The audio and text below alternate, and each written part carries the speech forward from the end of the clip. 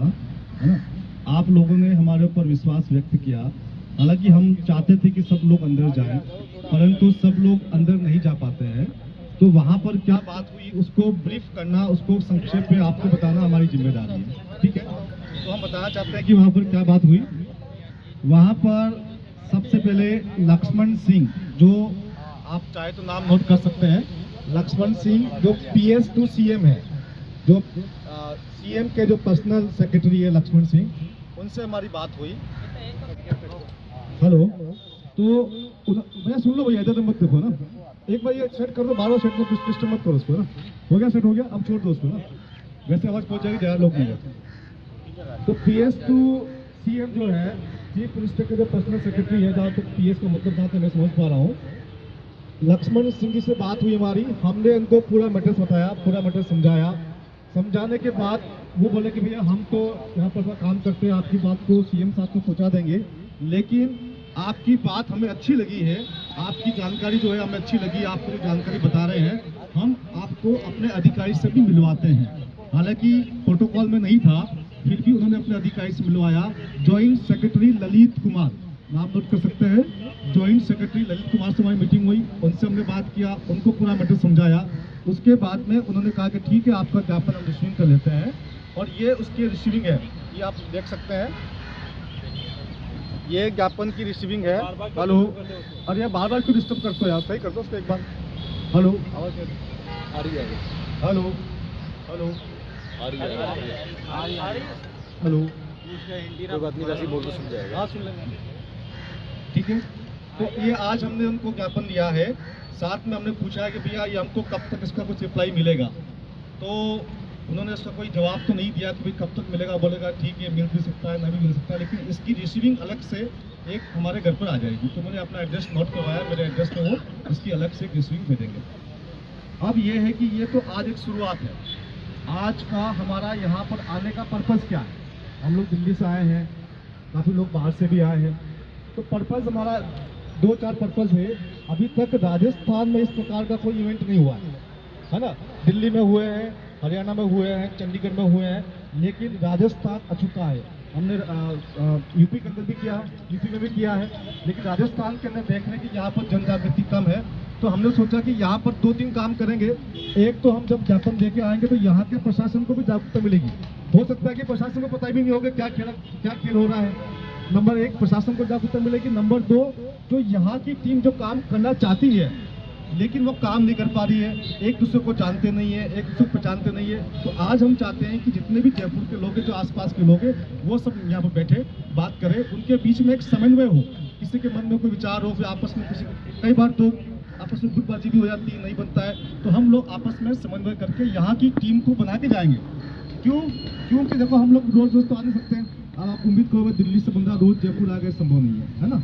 तो हम लोग आप लोगों को ही ये चार्ज सौंप के जाएंगे। तो ये आज का आपका एक ट्रेनिंग प्रोग्राम है। हमने आपको एक ट्रेनिंग दी है कि भाई किस प्रकार से आपको जाना है, किस प्रकार से ज्ञापन देना है। अभी आपने देख लिया कि ठीक है भाई, इस प्रकार से हम लोग 50-100 लोग इकट्ठे हो सकते हैं और इस प्रकार से ज्ञापन दे सकते हैं। एक छोटा काम तो ये हो गया है। दूसरा काम ये है कि हमने जो दिल्ली में जो किया था, दिल्ली में पहले हमने छोटा इवेंट किया था, जैसे कि आज का इवेंट हुआ है, ऐसा एक छोटा इवेंट किया था दिल्ली सचिवालय के बाहर। हम लोगों ने 3-4 घंटे का धरना दिया, छोटा इवेंट था हमारा। उसके बाद हमने समझा कि हमें लगातार 3 दिन तक, 2 दिन 3 रात को लगातार वहाँ पर धरना दिया था, वो हमारा एक बड़ा इवेंट था। वैसा धरना यहाँ भी दिया जा सकता है। अब हमारे पास एक प्रूफ और मिल गया। अब हम सरकार को कह सकते हैं कि हमने आपको 31 मार्च को ज्ञापन दिया था, आपने हमारे ज्ञापन पे कोई कार्रवाई नहीं की, इसलिए हम दोबारा आए आपके पास में, ठीक है। लेकिन अभी जो हमारी संख्या है, ये संख्या जो दोबारा आए तो कम से कम 10 गुना 20 गुना होनी चाहिए। अब वो कैसे होगी? वो ऐसे होगी कि अगले कुछ सप्ताह तक या कुछ महीने राजस्थान के प्रत्येक शहर में आपका कोई कलेक्टर हो या आपका सांसद हो या विधायक हो, इस प्रकार का ज्ञापन आप अपने नाम से, ज्ञापन की कॉपी आपको मिल जाएगी, है ना। इस प्रकार का ज्ञापन, या आप इसमें कुछ बदलाव करना चाहते हैं, हल्का फुल्का बदलाव करके अपने नाम से विधायकों को दें, सांसदों को दें और अपने नाम से जिला कलेक्टर को दें। साथ में अपने डिस्ट्रिक्ट में एक टीम बनाएं। अगर एक डिस्ट्रिक्ट में टीम बन गई, एक डिस्ट्रिक्ट में 100 बंदे खड़े हो गए, तो अगले 2 महीने में, 1 महीने में हम यहाँ पर कम से कम 1000 बंदे खड़े कर सकते हैं। जब 1000 बंदे खड़े होंगे तो 1 दिन 2 दिन 3 दिन यहीं पर धरने बैठे रहेंगे कि भैया जब तक हमारी बात नहीं मानोगे, अभी तो रिक्वेस्ट है, ये तो रिक्वेस्ट है, लेकिन तब बोले कभी हमारी बात मानोगे तभी यहाँ से हम उठ के जाएंगे या कोई ठोस आश्वासन कहाँ से मिलेगा तब बात करेंगे। तो हमारा जो उद्देश्य है, अब हम लोगों ने दिल्ली में किया, दिल्ली में पहले हमने किया 20 जनवरी को किया, छोटा सा मूवमेंट था, फिर लगातार 3 दिन 17 फरवरी को बैठे, फिर हम लोगों ने 12 अप्रैल को किया, फिर उसके बाद में 12 मार्च को किया, फिर 23 मार्च को किया। तो ये लगातार राजस्थान में इस प्रकार की गतिविधि होनी चाहिए। आप लोग अलग अलग शहर से आए हुए राजस्थान से, तो आप लोगों को एक ट्रेनिंग मिल गई कि ठीक है भैया, लोग डरते हैं अरे यार ज्ञापन देने जाएंगे पता नहीं क्या हो जाएगा, कोई हमको खा जाएगा। अब आपको समझ में आ गया कि भैया ऐसा कुछ नहीं होने वाला है, आप 5 लोग भी होंगे, 5 लोग पर्याप्त है, 5 लोग कम से कम मिल जाए। जिस दिन आपको अपने डिस्ट्रिक्ट में जाइए, अपने कलेक्टर को ज्ञापन दीजिए, एक बार मिलवा हाँ आपको हर हफ्ते में मिलना है। हम लोग तैयार बैठे हैं, हम चाहते हैं कि राजस्थान इसको लीड ले। राजस्थान क्षेत्रफल वाइज सबसे बड़ा राज्य है और जनसंख्या वाइज बहुत बड़ा राज्य है ना। उत्तर प्रदेश की बात मेरे ख्याल से या महाराष्ट्र की बात ये उसमें आता है। राजस्थान छोटे मोटे राज्यों से कई गुना अधिक है। पंजाब हरियाणा ये तो 2-3 राज्य मिल जाएंगे तब भी राजस्थान की बनता है। राजस्थान ऐसी धरती है जहाँ पर आन बान शान की बात होती है। लोग अपने आन बान शान के लिए अपनी सब कुछ कुर्बान कर देते हैं, है ना। ये तो महाराणा प्रताप की धरती है, तो यहाँ से बात उठेगी पूरे देश में जाएगी। चाहे यहाँ के लोग अगर एक बार उठ खड़े हो ना तो राजस्थान के लोगों को हरा भी नहीं सकता। मुगल हम लोगों को नहीं हरा पाए, साउथ राजस्थान तक पहुँच नहीं पाए। अंग्रेजों को भी साउथ राजस्थान में बिल्कुल लास्ट में जाकर पहुँच पाए। तो यहाँ के लोग जो है, जो इस प्रकार से अपनी आज़ादी के पसंद के लोग हैं, यहीं से एक बहुत बड़े आंदोलन की शुरुआत हो सकती है। हम लोग फिर आएंगे, आप ऐसी बात नहीं है, हम फिर आएंगे, लेकिन तब तक मैं ये चाहता हूँ कि आप अपने अपने ज़िले में कार्रवाई करें और अपने अपने ज़िले में कार्रवाई करेंगे। मुझे बुलाएंगे आप तो मैं भी आऊँगा। मैं पिछले 12 साल से मैं दिल्ली में प्रैक्टिस कर रहा हूँ। उसके पहले मैं राजस्थान में प्रैक्टिस करता था। तो 12 साल से मैंने कभी भी अपना क्लिनिक बंद नहीं रखा, लेकिन अब मैंने फैसला किया कि सप्ताह में 1 दिन मेरा क्लिनिक बंद रहेगा। तो ये गुरुवार का दिन मैंने तय किया है। गुरुवार के दिन आप मुझे बुलाओगे, कभी भी आप बुलाओगे, मैं डेट नहीं बताऊंगा आप लोगों को। आप बोलोगे कि सर हमारे यहाँ पर इस गुरुवार को हम प्रोग्राम रखना चाहते हैं, तो एक साथ 1 प्रोग्राम 2 प्रोग्राम 3 प्रोग्राम भी कर सकते हैं। अगर जैसे मान लीजिए 2 डिस्ट्रिक्ट है, चित्तौड़ भीलवाड़ा पास है, मुश्किल से आपके 60 किलोमीटर का डिफरेंस है, हम चाहे तो 1 दिन के अंदर 2 डिस्ट्रिक्ट भी कवर कर सकते हैं। तो डिस्ट्रिक्ट कलेक्टर को ज्ञापन दे सकते हैं। ये मत सोचिए कलेक्टर मिलेगा नहीं मिलेगा, कलेक्टर नहीं मिलेगा तो कोई अधिकारी मिलेगा। आज हम सीएम के पास में आए हैं, लोग बोलेंगे सीएम तो पता नहीं मिलेगा। अरे भाई सीएम नहीं मिलेगा तो सीएम का अधिकारी मिलेगा, कलेक्टर नहीं होगा तो कलेक्टर का अधिकारी मिलेगा, सांसद नहीं होगा तो सांसद के घर जो होता है वो सांसद का कार्यालय होता है। इसके साथ में जो दिल्ली हाई कोर्ट है, हाई कोर्ट के जज के पास भी आप जा सकते हैं, चीफ जस्टिस के पास। चीफ जस्टिस का घर कार्यालय भी होता है। आप किसी डॉक्यूमेंट को चीफ जस्टिस के घर पे जाकर भी रिसीविंग करा सकते हैं। मैंने सुप्रीम कोर्ट के चीफ जस्टिस के घर पे जाकर के एक डॉक्यूमेंट रिसीविंग करा के लाया था। हालांकि वो एक्शन हुआ नहीं हुआ वो अलग बात है, वो क्या एक्शन लेंगे अलग किस्सा है, लेकिन आपका संदेश जरूर पहुंचेगा। ये काम भी कर सकते हैं। इसके अलावा जो आपके जो डिस्ट्रिक्ट कोर्ट के जज, आप वहाँ भी जा सकते हैं, वहाँ भी आप इसकी जानकारी दे सकते हैं। आप लोग कोशिश कीजिए, अगर आप लोग कोशिश करेंगे तो 1 महीने बाद 2 महीने बाद हम यहाँ पर कम से कम 1000 बंदे ला के आ सकते हैं। जब 1000 बंदे आएंगे, आज हो सकता है ये हमारा मैसेज पढ़े फंसे कुछ भी करें, इसके ऊपर कार्रवाई करें न करें, लेकिन जब हम कोशिश लगातार करेंगे तो इनको हमारे इसके ऊपर एक्शन भी लेना पड़ेगा। जब अगली बार आएंगे तो ये अभी तो ठीक है हम आए, ये हमारा फर्स्ट इवेंट था। फर्स्ट इवेंट में हम लोग जा रहे हैं। एक छोटी सी स्टोरी बताता हूँ आप लोगों को, है ना। एक गीदड़ का बच्चा था, उसने कभी जिंदगी में शेर को नहीं देखा, या शेर कैसा होता है ना। तो उसके माता पिता ने बताया भी देखो शेर ऐसा होता है, शेर बड़ा खूंखार होता है, ये खा जाएगा, है ना। तो क्या हुआ, अब वो बच्चा टहलते टहलते एक दिन शेर को देख लिया उसने। तो जैसे शेर दिखा वो पीछे मुड़ा और सरपट भागने लगा। भागता गया, पीछे मुड़ के देखा भी नहीं कितना दूर शेर है। बहुत दूर जाकर के जब थक गया, वहाँ जाकर उसने विश्राम किया, देखा भाई शेर तो पीछे नहीं आ रहा। तो ये उसका फर्स्ट इंसिडेंस था, पहली घटना थी। वो बहुत डर गया था। फिर क्या हुआ, कुछ सप्ताह बाद उसको दोबारा शेर दिखा। जब दोबारा दिखा तो उसकी दिल की धड़कन इतनी नहीं हुई, उसको डर तो लगा लेकिन पहले से कम लगा। फिर वो भागा, लेकिन भागते पीछे भी देख रहा था। थोड़ा सा आगे गया और रुक गया कि ठीक है यार इतना बहुत दूर है। फिर तीसरी बार देखा, जितनी बार आप देखोगे उतनी बार आपका डर कम होगा। यहाँ लाने का पर्पज ये है कि हमारा डर, आपका डर हम लोग तो काम कर चुके हैं, हमारा डर तो निकल चुका है। आप लोग जो अब तक कहीं पर नहीं गए हैं, किसी जिला कार्यालय पर नहीं गए हैं या किसी कलेक्टर के पास नहीं गए हैं, आपका डर दूर करने के लिए कि देखो भैया यहाँ पर क्या होगा, आपने देख लिया, ठीक है भैया, आप जा सकते हैं, बात कर सकते हैं, जाएंगे गेट के ऊपर 2 पुलिस वाले मिलेंगे, है ना, यहाँ पर 2 है, कहीं पर 3 होंगे, कहीं पर 1 होंगे, कहीं पर 4 होंगे, कहीं पर 5 होंगे, वो आपको रोकेंगे, फिर बातचीत होगी, वो आपसे पूछेंगे, वो कहेंगे जी भैया 2 आदमी आ सकते हैं, 5 आ सकते हैं। ये नाटक सब जगह ऐसे चलेगा।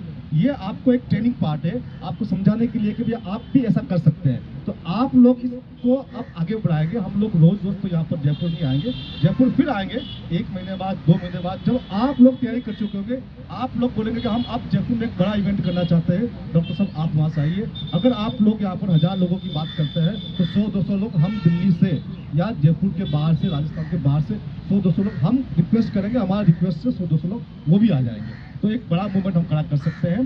बड़ा मूवमेंट दिल्ली में खड़ा हो चुका है, हरियाणा में बहुत सारे लोग कर ही रहे हैं, है ना, हमारे देवेंद्र भाई बहुत अच्छा काम कर रहे हैं, साहिल भाई भी कर ही रहे हैं, उनका दिल्ली दोनों काम कर रहे हैं, दिल्ली भी संभाल रहे हैं, हरियाणा भी संभाल रहे हैं ना, उनके पास डबल लोड है उनके पास।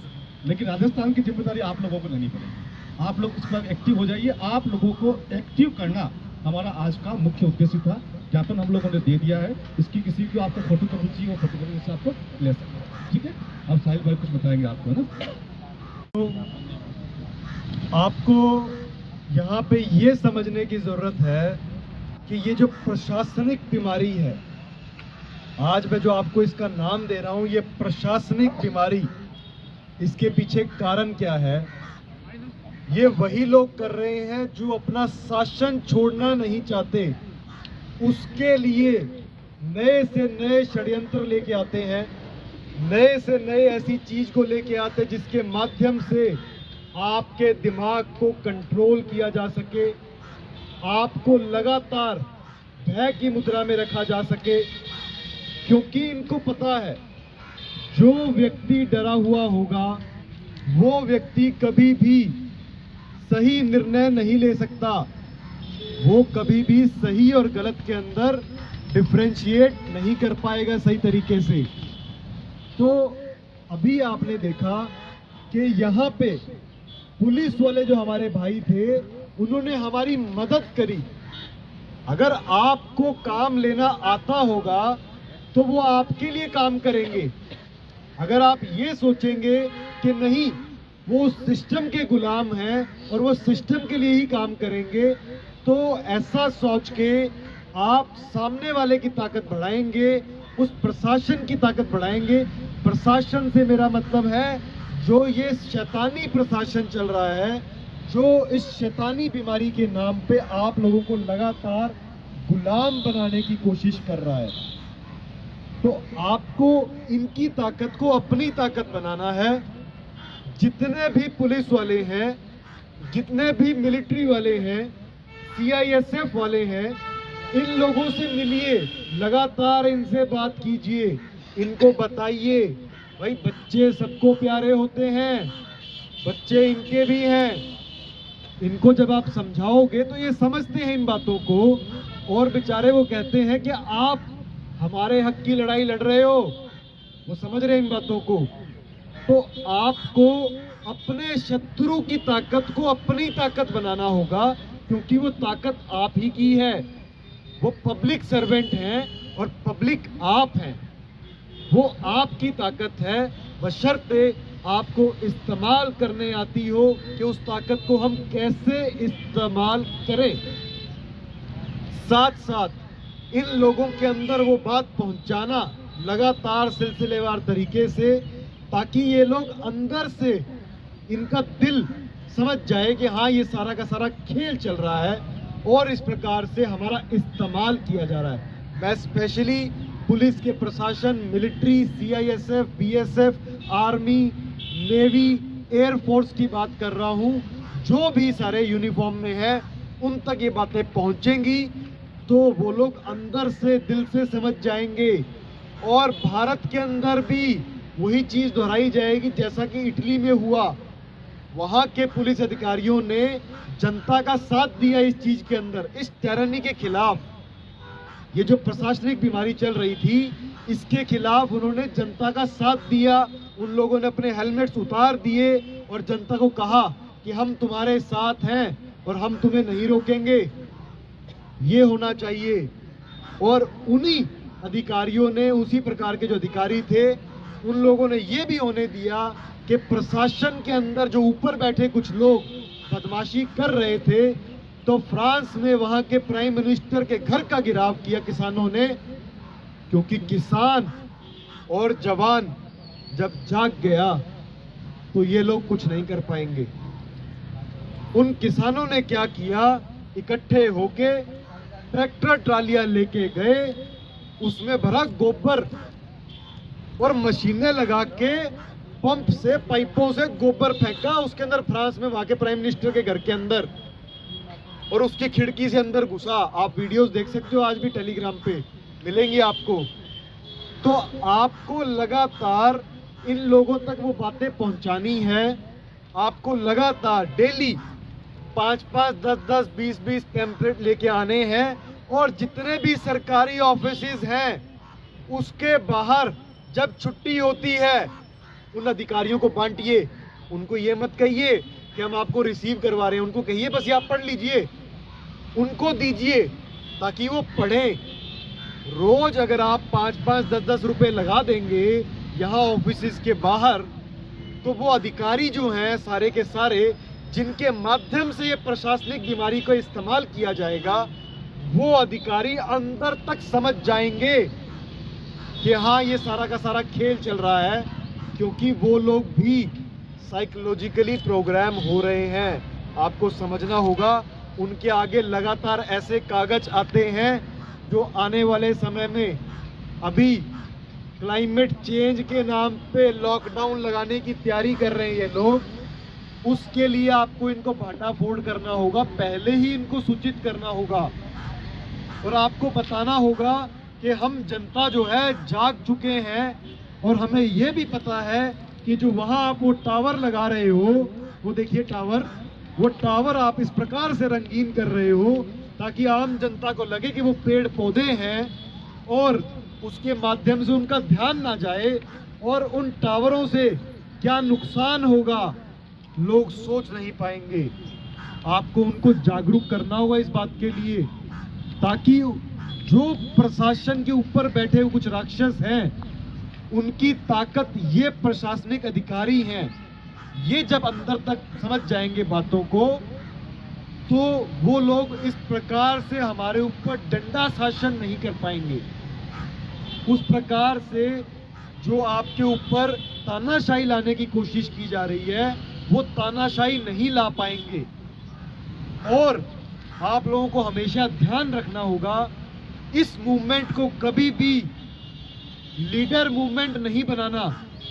कोई भी एक व्यक्ति या कोई 2-4 व्यक्ति इसके अगर लीडर बन गए, तो याद रखना आपने उस मूवमेंट को खत्म कर दिया। आप उस मूवमेंट की चिता जला रहे हो। उस दिन आपको बहुत सारे नेता बनाने होंगे, बहुत सारे वक्ता बनाने होंगे, आपको बहुत सारे लोग ऐसे बनाने होंगे जो स्ट्रेटजीज बनाएंगे। आपको ये गेम खेलनी है किस प्रकार से, क्योंकि ये जो प्रशासनिक बीमारी है, ये एक प्रकार की मकड़ी के जाले की तरह है, और मकड़ी का जाला जो होता है उसके केंद्र में मकड़ी बैठी होती है, और वहां से वो सारा कंट्रोल होता है। तो उसको आप कंट्रोल करने के लिए आपको स्टार फिश का एग्जाम्पल बनना होगा। स्टार फिश जिसका कोई एक केंद्र नहीं होता, उसको अगर काट दिया जाता है तो उसके और केंद्र बन जाते हैं, और उसका कोई एक केंद्रीकरण नहीं होता। उस प्रकार से आपको लड़ाई लड़नी होगी ये, और लगातार इस प्रशासन को वो बातें पहुंचानी होगी। साथ साथ मैं आप सब लोगों से ये प्रतिज्ञा चाहता हूं कि आप सब लोग जिस भी डिस्ट्रिक्ट से आए हो, जिस भी गांव से आए हो, गांव को जगाना शुरू करो। गांव-गांव के अंदर मीटिंग्स लेनी शुरू करो, वहां तक बात जरूर पहुंचाओ। अगर गांव नहीं जागेगा तो भूल जाना कि क्रांति आ सकती है। अगर आप सोचते हैं कि सिर्फ शहरों से क्रांति आ जाएगी, तो ऐसा बिल्कुल भी संभव नहीं है। गांव-गांव में जाना शुरू करो, गांव के जितने भी जागरूक लोग हैं उनको इकट्ठा करो, वहां जाके मीटिंग्स करो। जैसे हम हरियाणा के अंदर जनता सरकार मोर्चा हमने गठित किया, जो कि कोई एक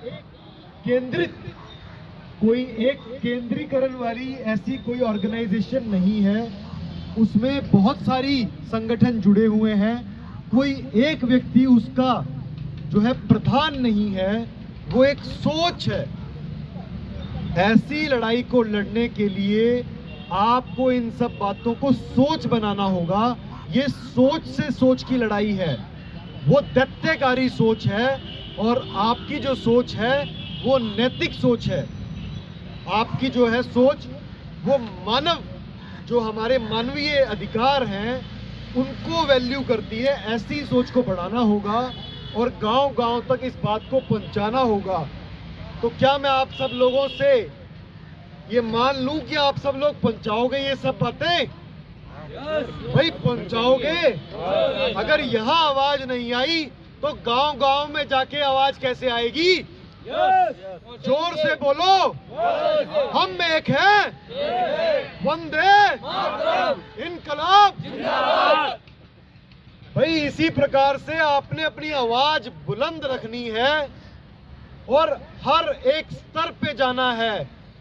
हमारे धार्मिक जो लोग हैं, जो लोग धर्म संसद की बात करते हैं, जो लोग इन चीजों की बात करते हैं कि हम धर्म की रक्षा करते हैं, तो ये धर्म की लड़ाई है।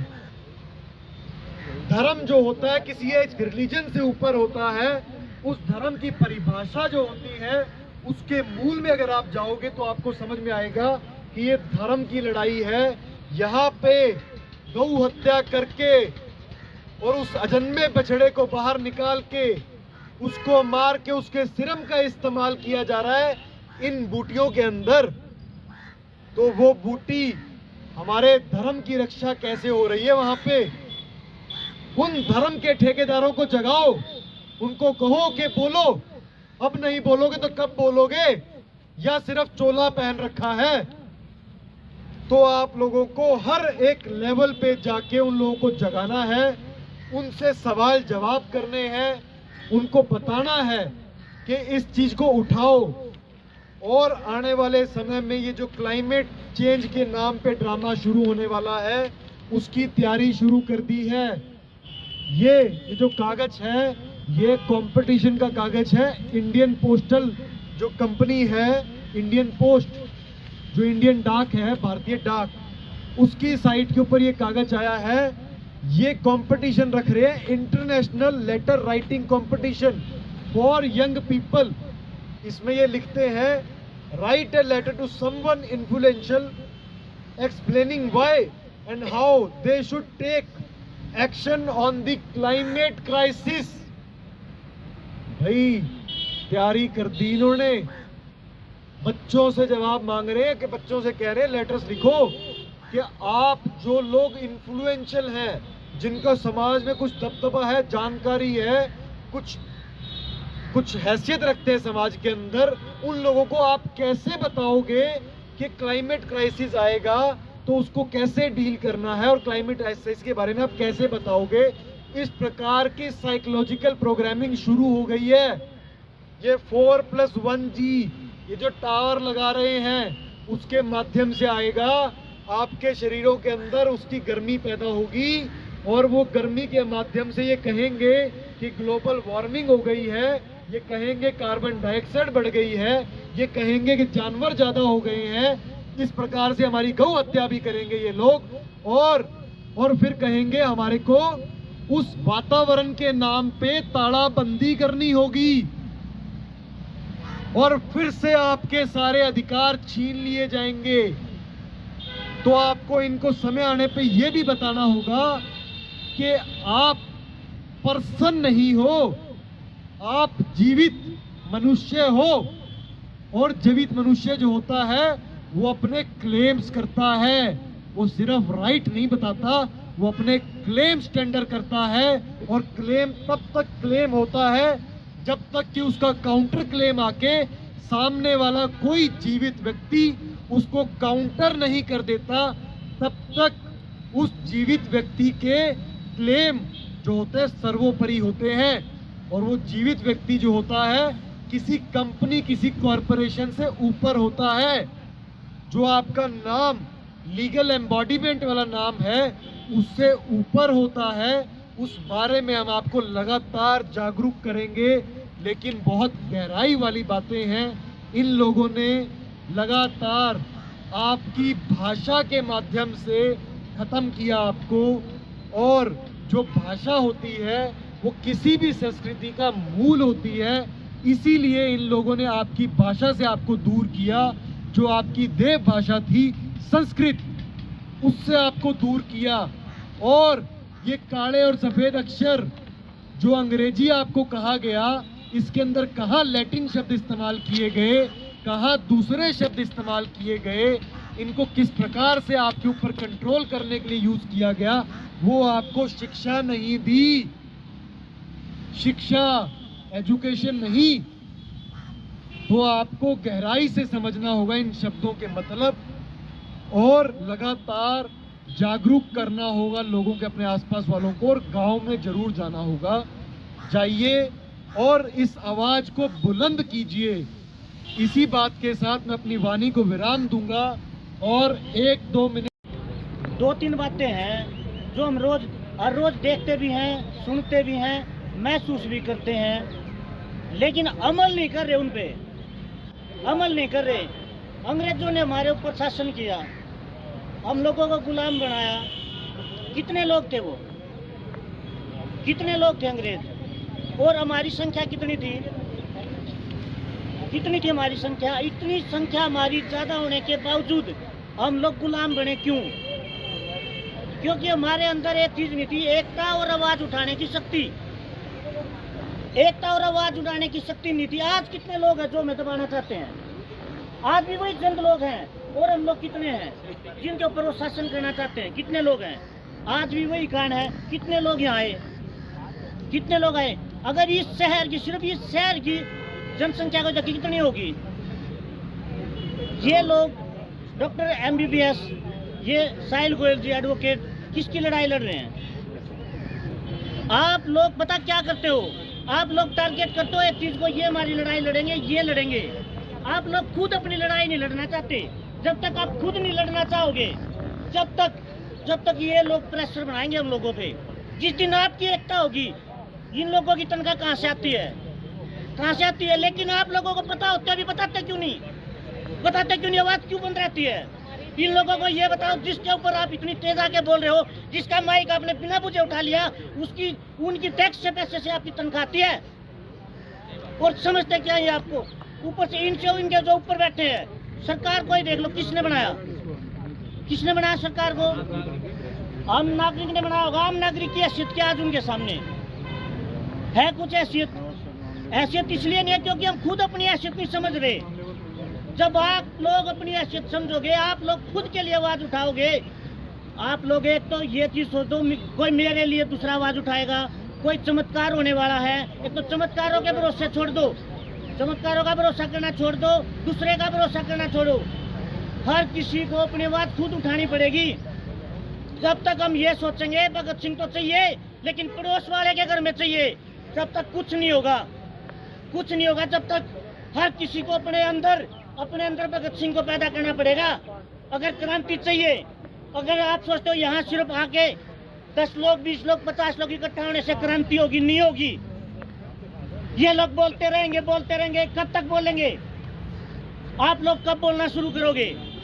आप खुद भी बोलना शुरू करो। जिन लोगों ने क्रांति के लिए साथ दी है, उनको पता था क्या क्या झेलना पड़ेगा। आप लोगों को वो जज्बा पैदा करना पड़ेगा कि कुछ भी हो सकता है, हर चीज के लिए हमें तैयार होना पड़ेगा। जब अंदर से ये आवाज उठेगी, हम किसी चीज से डरने के लिए नहीं है। या तो पूरा देश आजाद होगा। हम अपने लिए लड़ाई नहीं लड़ रहे, सिर्फ अपने लिए तो लड़ाई नहीं लड़ रहे, इनके बच्चों की भी लड़ाई लड़ रहे हैं। फर्क कितना है? हो सकता है इनको पता ना हो, या इनको पता हो, इनके ऊपर प्रेशर हो।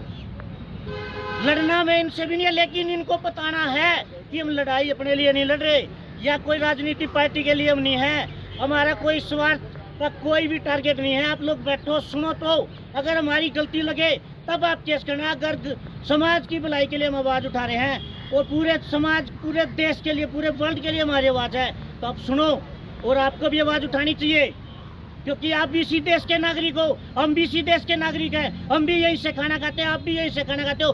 हमें भी खाना देने के लिए वो किसान है, आप लोगों को खाना देने के लिए भी वही किसान है, तो फर्क किस लिए? किस लिए? ये गुलामी कितने दिन बर्दाश्त करोगे? अपने अंदर खुद भगत सिंह पैदा करो, एक एक आदमी को अपने अंदर भगत सिंह पैदा करने पड़ेगा, तब क्रांति आ सकती है, वरना नहीं आएगी। बस यही बात बोलनी थी।